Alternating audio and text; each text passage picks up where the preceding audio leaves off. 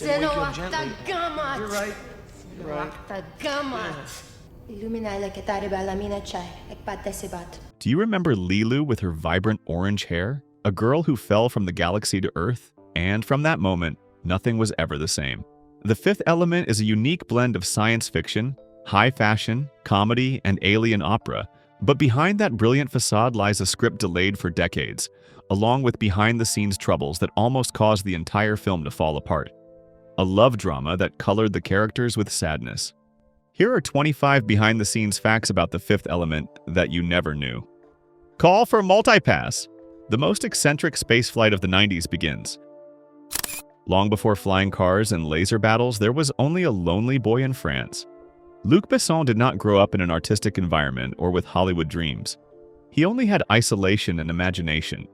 At 16, he began writing what would later become The Fifth Element.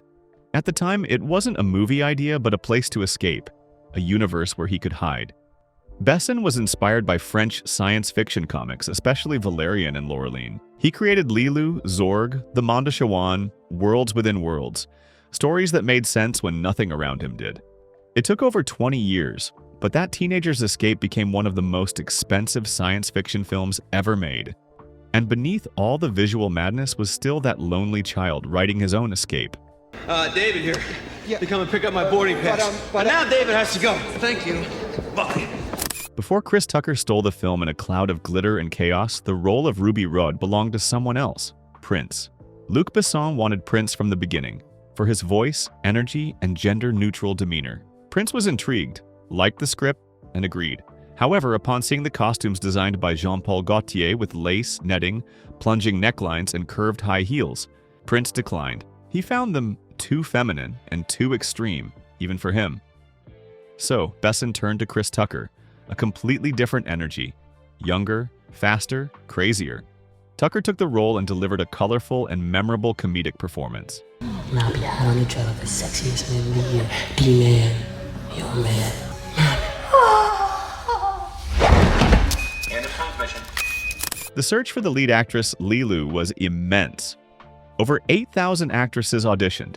Some were established, some were rising stars, such as Elizabeth Berkley.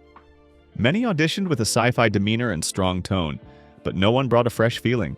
Then Mila Jovovich walked in. She seemed to come from nowhere. Not France, not America, not Earth. She looked as if she belonged to the future. And as soon as she spoke, he knew she was Leeu. You're right. You're right.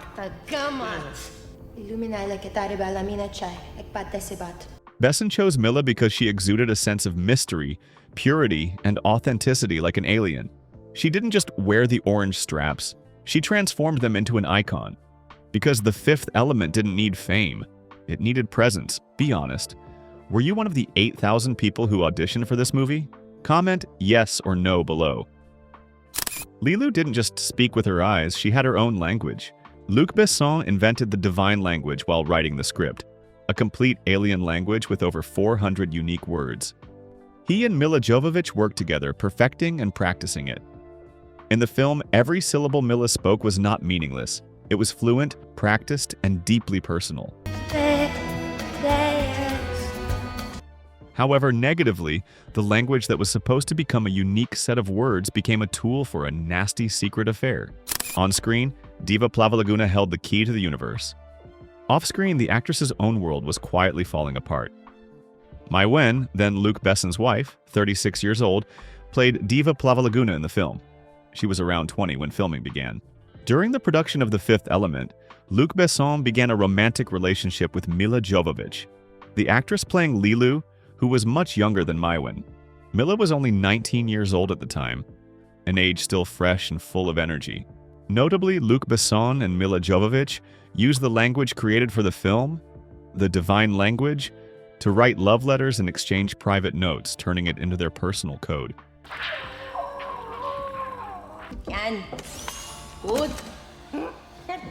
This relationship led to Besson and Mai Wen separating, and Besson later married Mila Jovovich in 1997.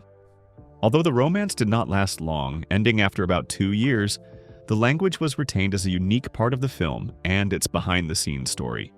While there was no public scandal, it was a private orbital shift. In the final cut, you can feel it. Two women, each carrying a different heartbreak. Corbin Dallas, the hero, and Zorg. The villain never met on screen. Everyone thought it was a deliberate design choice by Luc Besson. However, it was actually due to the two actors' separate filming schedules. Luc Besson designed it that way. He wanted the villain and hero to battle through cascading effects, rather than direct confrontation.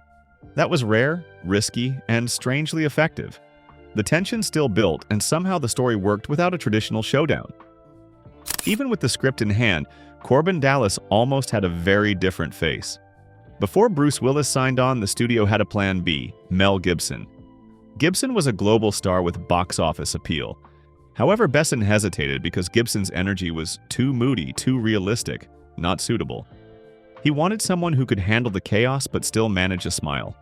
Willis also initially hesitated due to his two previous failures, Hudson Hawk and Billy Bathgate. Willis agreed to a pay cut out of fondness for the director and liking the film's concept, and Corbin Dallas became a reluctant hero with a dry wit. To push the little yellow button to load it. Gary Oldman didn't audition, nor did he pursue the role of Jean-Baptiste Zorg. He did it as a favor. A few years prior, Luc Besson had produced Oldman's passion project, Nil by Mouth. So when Besson called him for The Fifth Element, Oldman said yes without hesitation. However, Oldman later admitted he didn't understand what the story was about and hated the film. Nevertheless, he showed up with the half-dome plastic helmet and delivered one of the strangest, most unforgettable sci-fi performances of the 90s. He hated the film, but fans loved every minute of him. Do these revelations change your perspective on The Fifth Element? Could a vibrant sci-fi action film also contain a somber note? Let's explore the less discussed aspects: music, emotions, and the silent moments that tell a story. The song DVa Dance is a combination of operatic singing and futuristic electronic elements. Soprano Inva Mula, who voiced the diva, stated that some notes could not be achieved by a human voice due to the rapid note changes. She performed the notes individually rather than singing all of them together, and then they were digitized to fit the music. Bruce Willis's astonished expression as Corbin Dallas watched her performance in awe was completely real, as it was the first time Bruce had heard and seen this performance.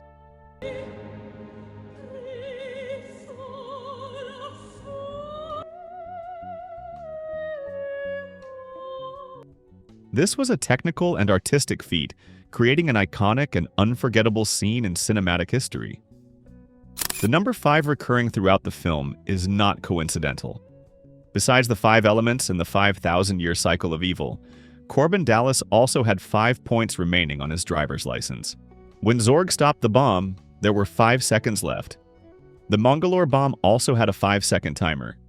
Even Leeu learning the encyclopedia up to the letter V was an intentional detail, as V is the Roman numeral for 5. These details are repeated throughout the film to create a connection to the central theme of the elements. The project The Fifth Element almost got shelved. In December 1992, film companies rejected the film's $100 million budget, leading to production halting and the team disbanding. Studios found it too strange, too big, too risky. Afterward, Besson moved on to direct Leeu, The Professional. Following Leeu's success, Besson reduced the budget to $90 million, and Columbia Pictures agreed to fund it. Most films just dress their characters, but The Fifth Element dressed the entire galaxy. Luc Besson didn't want traditional sci-fi costumes. He called the legendary Jean-Paul Gaultier. Gaultier didn't just design a few standout pieces. He created over 900 handmade costumes.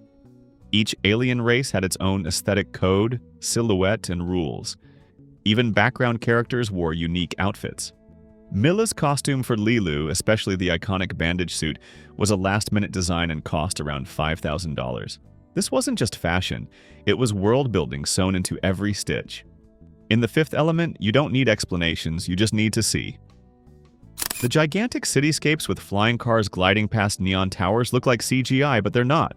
At least not entirely. They started with miniature models. The skyscrapers were handmade, 20 feet tall, 1/24th scale, taking 5 months to build by 80 workers. The windows and interior details were the most time-consuming work. Then they were filmed with motion-controlled cameras and digital effects were added. 3 different teams handled the effects: mechanical pyrotechnics, creature, and visual. The stars in the background were created by punching holes in a black fabric. This blend was seamless, real enough to touch, ethereal enough to dream.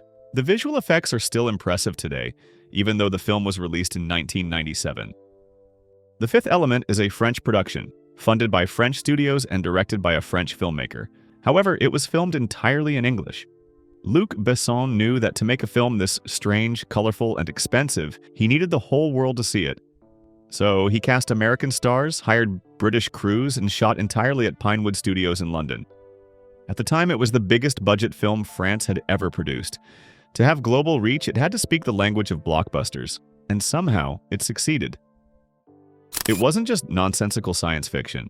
The crazy all-in-one superweapon Zorg carried, it actually worked, at least the Flamethrower. The prop department built a complete version of the gun with working flames, and when they tested it, it almost burned down the entire set. A shot went too high, flames licked across the ceiling, and crew members scattered. No one was hurt, but the message was clear. This movie was not safe. Even the weapons were dangerous, and that's exactly how Besson liked it. Leeu wasn't just a savior, she was a whirlwind of raw power. Much of that on-screen ferocity came directly from Mila Jovovich herself. While many actors rely heavily on stunt doubles, Mila was determined to perform all of Leeu's explosive movements. She trained tirelessly, learning combat choreography, wire techniques, and high-speed fighting with precision. The iconic corridor fight scene was performed by Mila herself, not CGI or a stunt double. Her dedication transformed her into a true action hero, pushing the limits of what was expected. The Fifth Element faced a lawsuit after its release. Alejandro Jodorowsky and Jean Giraud sued Besson, claiming the film plagiarized their comic series The Incal. Giraud sued for 13.1 million euros and Jodorowsky for 700,000 euros. The lawsuit was dismissed in 2004 on the grounds that only very small fragments of the comic were used, and Jean had been hired by Besson to work on the film before the allegations were made. Yes! What's wrong with you? It's your screaming job! Every 5 minutes there's something, a bomb or something? When The Fifth Element premiered at the Cannes Film Festival, people booed. Critics called it meaningless, silly, shallow, too noisy. However, a strange thing happened. Audiences, especially younger ones, loved it. They didn't care if it made sense. They quoted Ruby Rod's lines and were obsessed with Leeu. The reviews faded, but the fan base grew, and now The Fifth Element is a cult classic. It became a cult classic. Not despite its weirdness, but because of it. What Cannes ridiculed, the world embraced. Despite mixed critical reactions, The Fifth Element became a major box office success. The film grossed over $263 million worldwide on a budget of $90 million. 75% of its revenue came from markets outside the United States. It became the most successful film at the French box office in 1997. The film held the record for the highest-grossing French film at the foreign box office for 16 years until The Untouchables was released in 2011. The Fifth Element further solidified Bruce Willis's position as a 90s action superstar. After his role in Die Hard, Willis had an extraordinary string of successes throughout the decade. While action films were previously limited to Earth, The Fifth Element took Bruce Willis into space. The film was considered a Bruce Willis in space version. Willis himself said, "That was a really fun movie to make." Multipass was originally just a casual line by Leeu, mispronounced and in broken English. Leeu Dallas Multipass. But somehow it became popular. Audiences started quoting, imitating, and turning it into a meme before memes even existed. Multipass. Today, the word appears in modern video games like Borderlands and Cyberpunk 2077 as a tribute. Not a plot detail, but a digital wink to one of sci-fi's weirdest cult classics. The Fifth Element had a rather interesting home video release journey. It was initially released on VHS, Laserdisc, and DVD on December 10, 1997. In 2001, Sony released a Superbit DVD version with superior audio and video quality. Sony even remastered its Blu-ray release in 2007 and offered a trade-in program for customers unsatisfied with the original. To date, the film has a 4K remaster for its 20th anniversary with the best image quality. Most science fiction dwells in darkness, with gloomy ships and metallic corridors. Luc Besson didn't want that. He said the future doesn't have to be cold. It can be noisy, chaotic, vibrant. So instead of dim interiors, he lit most action scenes in daylight. This was a huge risk, exposing every detail, every costume, and every effect to the light. By doing so, he broke one of sci-fi's oldest rules. He didn't make it dark, he made it shine. Luc Besson didn't just write a film, he wrote an entire universe. The first draft of The Fifth Element wasn't a movie script, it was a galaxy-spanning epic over 400 pages long. Originally, it was envisioned as a trilogy. There were 3 full stories, multiple planets, dozens of alien species with complete languages, histories, and power struggles.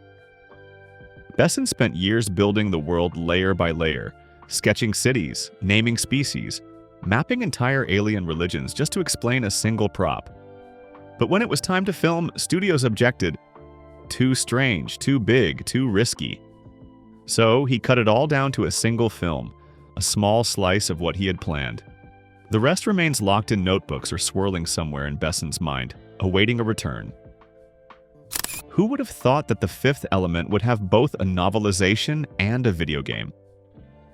The Porky's Atari 2600 video game didn't last long, having been pulled from shelves for being too wild.